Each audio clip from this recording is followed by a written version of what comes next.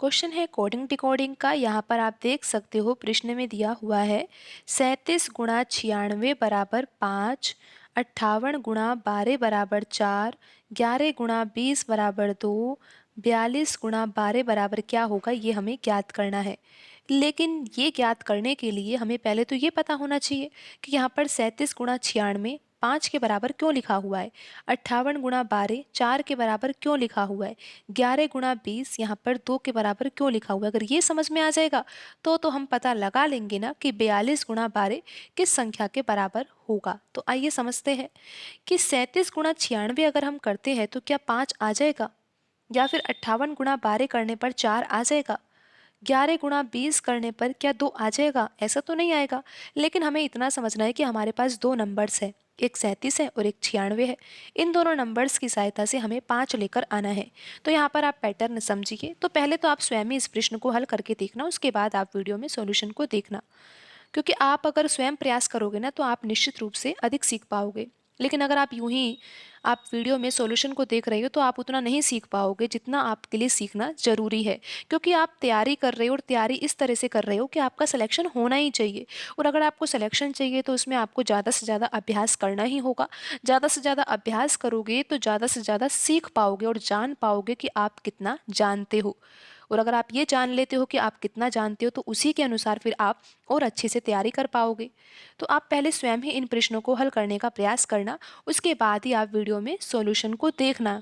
आप यहाँ पर हमारे चैनल पर देख सकते हो कि हमने बहुत सारे मिसिंग नंबर के, कोडिंग डिकोडिंग के, नंबर सीरीज के, नंबर एनालॉजी के बहुत सारे प्रश्न करा रखे, और ऐसे प्रश्न करा रखे हैं जिसमें बच्चे परीक्षा में उन प्रश्नों को हल नहीं कर पाते हैं, उनको बहुत समय लगता है। लेकिन अगर आप पहले ही उन प्रश्नों का अभ्यास कर लेते हो ना परीक्षा से पूर्व, तो फिर परीक्षा में जब ऐसे प्रश्नों से आपका सामना होता है तो आप जल्दी से उन प्रश्नों को हल कर पाते हो। तो परीक्षा में ये जरूरी नहीं है कि आपने प्रश्न को हल कर दिया, जरूरी ये होता है कि आपने कितना जल्दी उस प्रश्न को हल कर दिया। जितना जल्दी आप प्रश्नों को हल कर पाओगे उतने ही तो आप ज़्यादा प्रश्नों को अटेम्प्ट कर पाओगे। तो यही तो ज़रूरी है सिलेक्शन के लिए। तो आप एक अच्छी तैयारी कर रहे हो ऐसी हम आशा करते हैं। तो आप इन प्रश्नों को पहले स्वयं ही हल करके देखना। तो निश्चित रूप से अगर आप स्वयं हल करोगे ना तो आप ज़्यादा अच्छे से सीख पाओगे।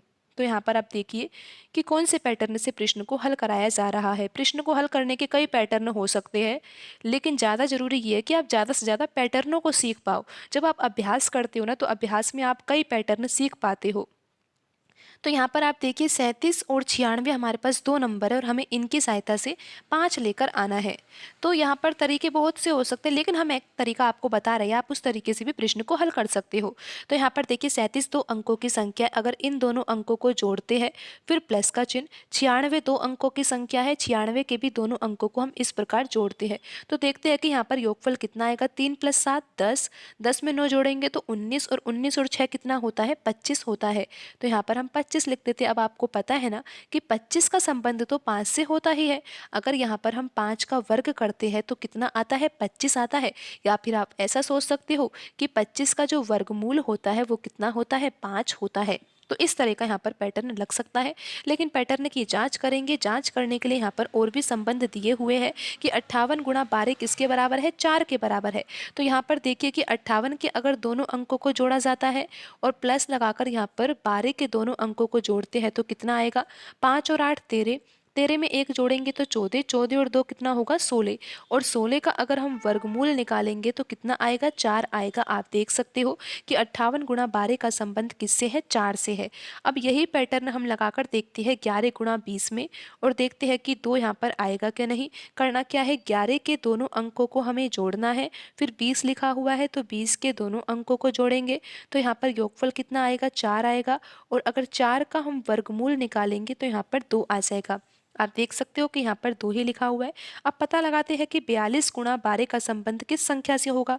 तो 42 के दोनों अंकों को जोड़ेंगे, प्लस का चिन्ह, 12 के दोनों अंकों को जोड़ेंगे। अब देखते हैं कि योगफल कितना आ रहा है, 4 और 2 6, 6 और 1 7, 7 में 2 जोड़ेंगे तो 9 आएगा।